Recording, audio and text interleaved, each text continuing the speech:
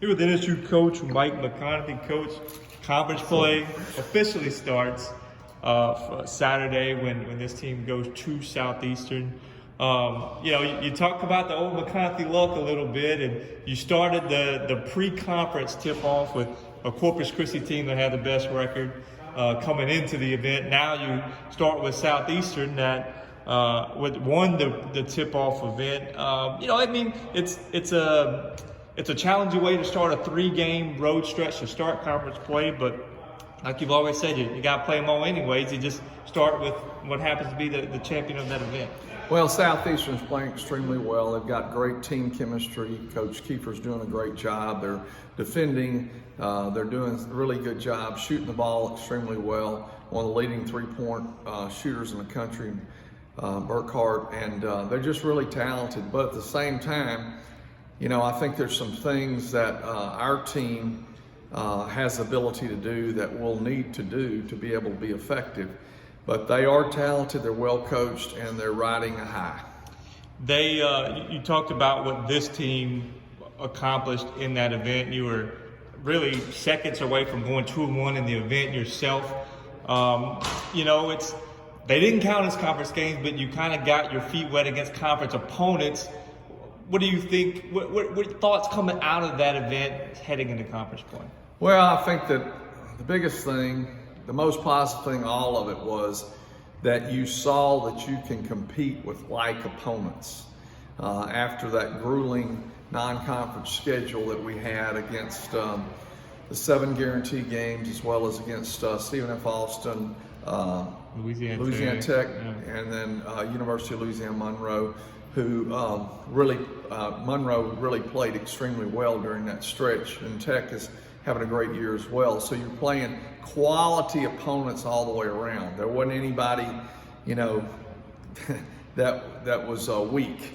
And so for us to get into our league and then to be right there for the second game, and then the first game we played really well the first half. Second half we didn't tend to push the ball like we needed to, and that's one of the things that we're seeing, that if we'll keep the ball in transition and push it. In the last game against University of New Orleans, the last 4:34, we only scored 2 points.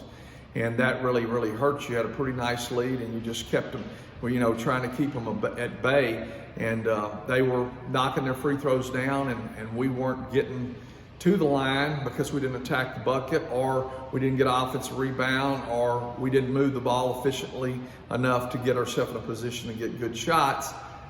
But you're still right there with 3 shots to win in the last 28 seconds. So I think that that's positive. And, you kind of have to look at the silver lining in a loss a lot of times and understand we're competing. And you got to maximize what you do well, and the things we do well, we've got to really lock in on those things and try to be effective by performing at a high rate on the things we do well. We don't talk about free throws much, but this team got to the line a lot more in that tip-off event, and you made 76% from the line in those 3 games. You entered at 61. I know you practice it all the time. You can't make those guys make free throws, but they did in this tournament. I mean, how valuable is that going to be, assuming that trend continues? If you can shoot 76 to 80% from the free throw line, you're going to win a lot of ball games. And, you got to get there, which we didn't in the last game, but in other games we did get there. And we stepped up, we knocked them down, and made the free throws we needed to. So that's just something we need to really continue to work on, to try to improve, to be able to get to the line, 1 and 2, to step up and make them. The biggest struggle as a coach is how do you express the importance of free throws, but not to the level of, hey, create this mental block. And that's a real balancing act. When you were full strength, you played Corpus the first game without Kendall and Jalen King. When this team was full strength, you get Amarion back now this week, and he didn't play at all in the tip-off event, but rebounded well, competed well. I mean, what can you take from, especially those last 2 games of the event, going forward now into the conference game? That if we go, we'll rebound. If we sit down and we defend, we'll defend. If we move the ball from side to side and up the floor, we can score. And so I think that's the biggest thing. But I think that this team, as Coach Simmons talked about today in practice, we've got a lot of different you want to say versatility or flexibility to where we can play different kinds of matchups. If you go back to Incarnate Word game, we only played one post because they were running guys that were 6'2", 6'3", under that size, and we had to play small ball and only could use really one post. Larry Owens didn't even step on the floor that night, and then the next night against UNO, he has 12 points and 9 rebounds, and he didn't miss a beat. There was not any pout in him. He wasn't down.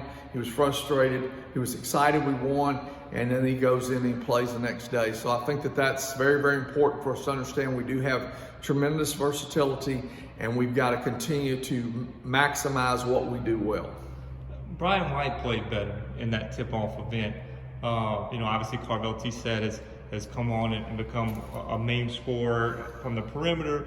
But when you get guys like Brian, Jovan had good things. Robert Hugas had a career high in the first game. When you get pieces like that can do those types of things, I mean, what does that tell you?